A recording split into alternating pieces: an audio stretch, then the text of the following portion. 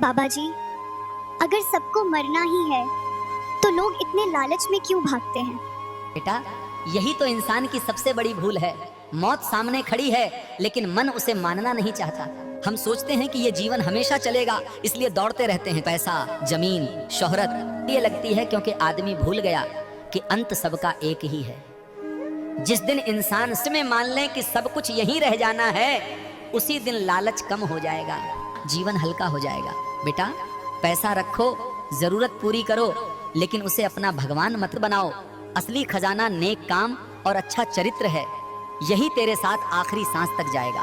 बाबा जी, लोग सच जानते हुए भी झूठ का सहारा क्यों लेते हैं? क्योंकि झूठ बोलना आसान लगता है और सच बोलना हिम्मत मांगता है। आदमी सोचता है कि अगर सच बोलूंगा तो लोग नाराज हो जाएंगे, काम बिगड़ जाएगा, रिश्ते टूट जाएंगे, इसलिए वो झूठ चुन लेता है। पर याद रखो, झूठ थोड़ी देर तक बचा सकता है लेकिन अंत में नुकसान ही करता है।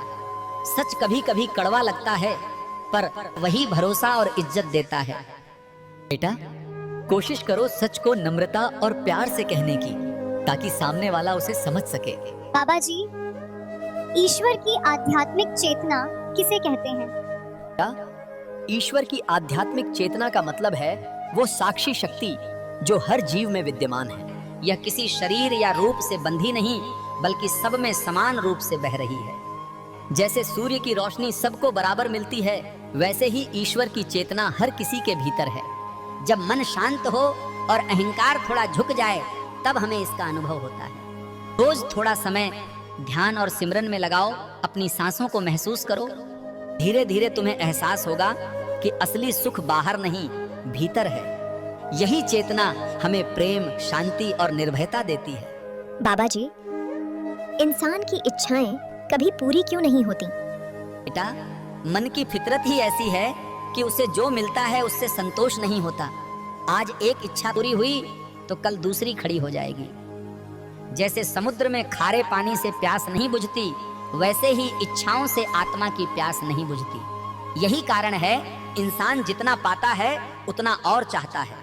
सच्चाई यह है कि इच्छाएं कभी खत्म नहीं होंगी, पर हम उन्हें साध सकते हैं। जब मन को भीतर की शांति मिलती है, तब बाहरी चीजों का आकर्षण घटने लगता है। रोज थोड़ा ध्यान, सेवा और संतोष का अभ्यास करो। धीरे धीरे मन समझ जाएगा कि असली खजाना बाहर नहीं, भीतर ही है। बाबा जी, अपने आप से बात करने और निद्रा से जागने का क्या मतलब है? बेटा, अपने आप से बात करने का मतलब है कि हम खुद से सच्चाई पूछें, मैं कौन हूँ बारे और मुझे कहाँ जाना है।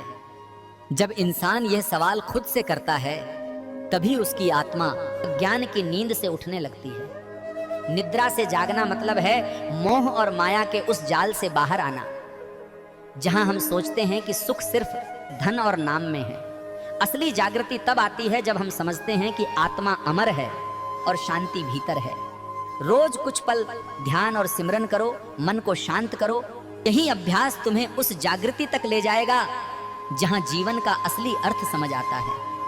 बाबा जी, क्या पाप सिर्फ पूजा पाठ करने से कट जाते हैं? बेटा, पाप केवल पूजा पाठ से नहीं कटते।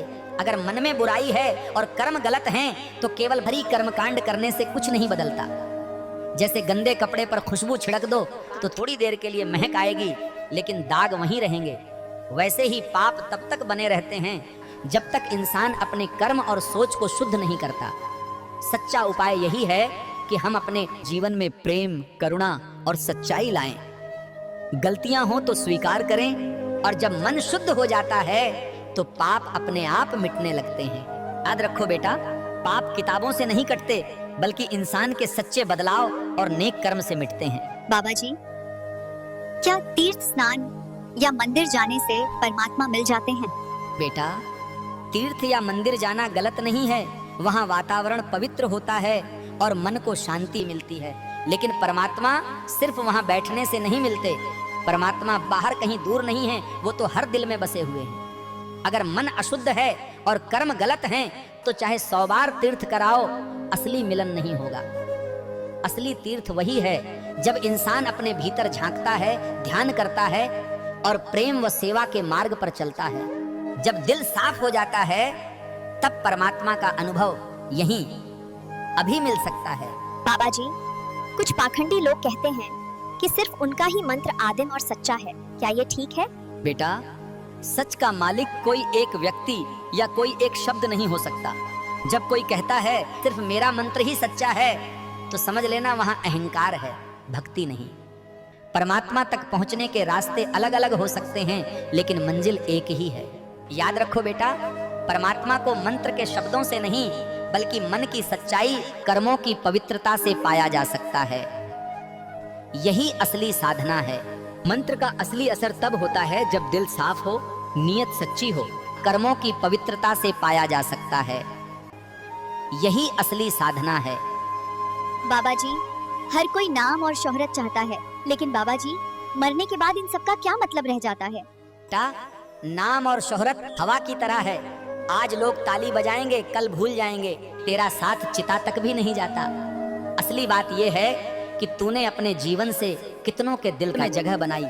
अगर तेरे कर्म और तेरी अच्छाई लोगों की दुआओं में रह गई, वहीं तेरा नाम अमर कर देगी। शोहरत मिट्टी में मिल जाती है, लेकिन नेक कर्म की खुशबू सदियों तक रहती है।